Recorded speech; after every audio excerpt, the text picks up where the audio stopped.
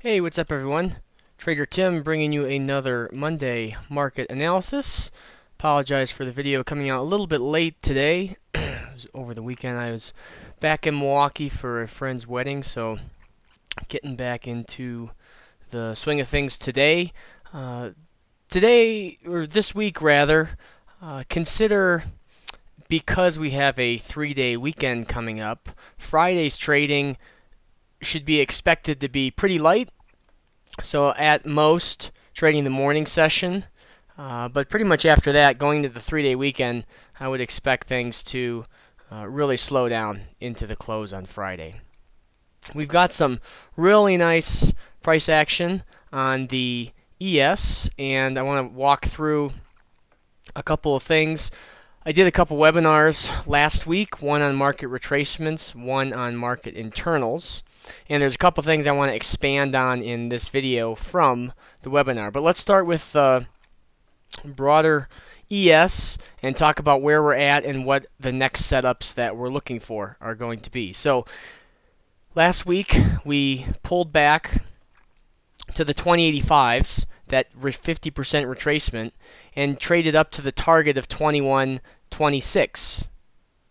And so it's at this point that we have broken these little prior swing highs along with the all-time high. And if we go over to the S&P, you can see that for the 4 up days that we did have, volume was fairly decent. Nothing extraordinary, but the volume was relatively consistent. We didn't have a decline in volume as the market went to new highs, and so that's important. If we look at the Dow, basically the same scenario, consistent volume, breakout to new highs. The Nasdaq and the Russell are the two that were on our radar as acting a little bit different. You can see how the Nasdaq has not made new highs yet, and typically it's the Nasdaq and the Russell that do push higher or push lower and kind of lead the trend, as opposed to the S&P and the Dow.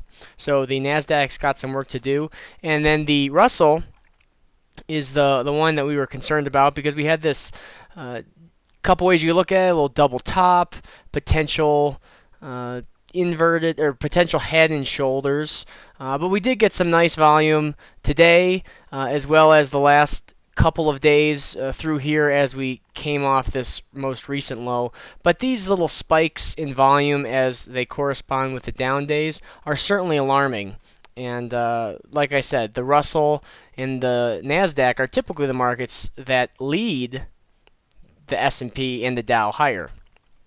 So flipping back to the ES, what we'll do now is draw from our low at the entry of 2085s up to highs of currently 2128.75s, and that gives us a next long setup of 2104s. Now it's possible here in the overnight session going into Tuesday that we trade a little bit higher, and if that's the case, I would just extend the anchor point of the high to whatever the high ends up being to give us the next pullback in the retracement. And this 2104, it would dip into previous highs a little bit, but as you can see through here, there's a lot of thick support in with the confluence of the consolidation, the previous highs, and then the previous all-time highs. So 2104 is the next target as of right now, or the next entry as of right now to get long.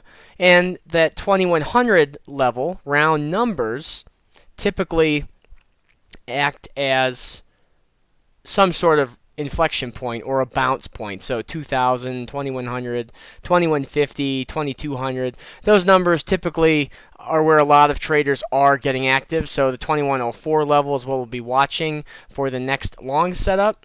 If we go to the 15-minute chart, you can see the 15-minute off of the 2085.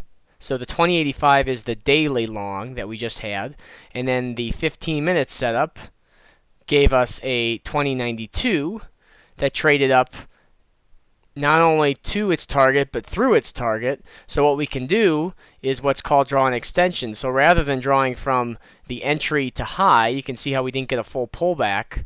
We can draw from highs to highs, and you can see that that 21.15, we'll call it, traded up to its target. So that's an extension is a very bullish setup, but I do think that we should have some room to come down into 2104s. Like I said, we may drift a little bit higher here in the overnight session, but a full retracement is what we'd be looking for.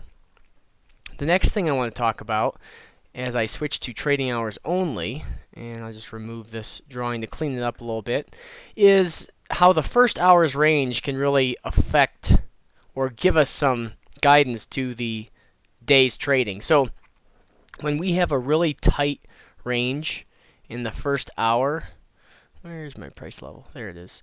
When we have a really tight range in the first hour, that typically indicates that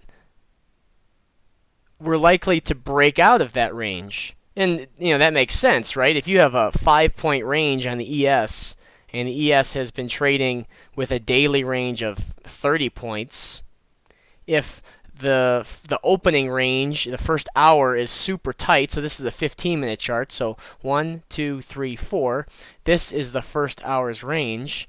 And actually, this might be a little bit easier to see.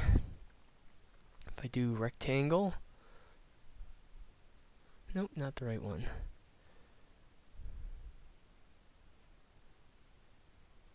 Well, we'll just stick with the price level.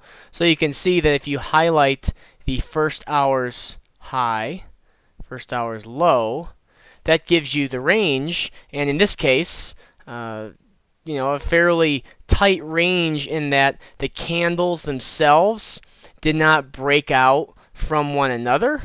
So the range is fairly tight and small, and that is an indication that when we do break out, we're going to have a trending day, as we did today. If we pull back to Friday, you can see we had a wide opening range in the sense that we opened, and then the first candle or the second candle was an inside bar, and in the third candle we broke down fairly significantly. You can see how the first candle and the third are about the same size, about a 5-point candle, and then the fourth candle was another inside bar, and you can see how we traded within the first hour's range all day long. Because we had a wide range, we were more likely to stay within that range.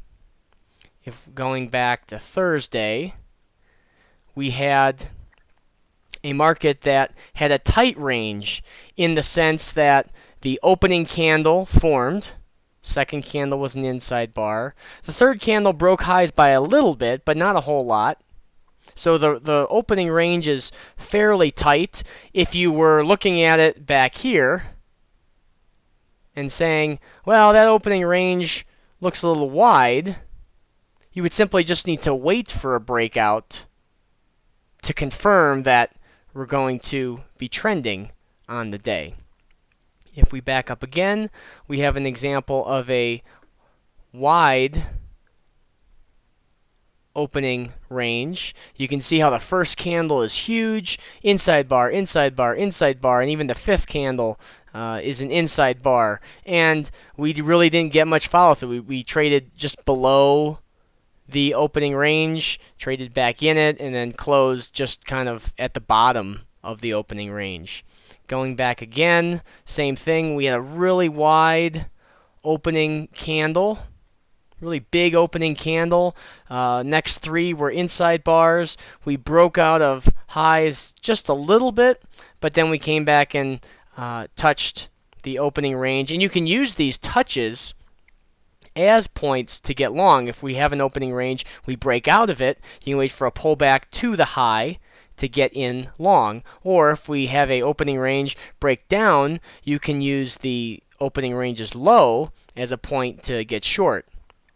Conversely, if you look back here, we have a tight opening range. This first candle is about 5 points, and then we have 3 candles following it that are fairly small inside bars. We haven't really moved a whole lot, and so you can see once we start breaking down, we tend to get some follow through, and you can simply use retracements as we rally to get short in this case because we broke down out of the opening range, and continue that throughout the day. So the opening range is just kind of a way to give you a line in the sand of a high and a low for a support and resistance level, for a potential entry into the markets for the day, if there's no setups that present itself earlier on. So I had a lot of feedback on the just chatting about the opening range as I did in the webinars, so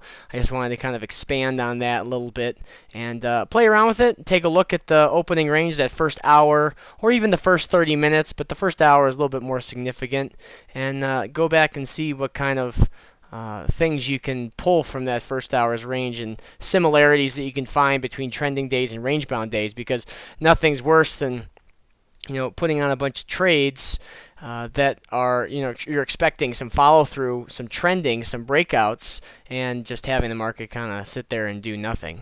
So that's all I have for you today. There'll be no video next Monday in light of Memorial Day, and I will be on vacation during next week. But the market analysis videos will resume the following week. We'll look at some trade recaps, a whole bunch of stuff in future videos. So stay tuned, and thanks for watching.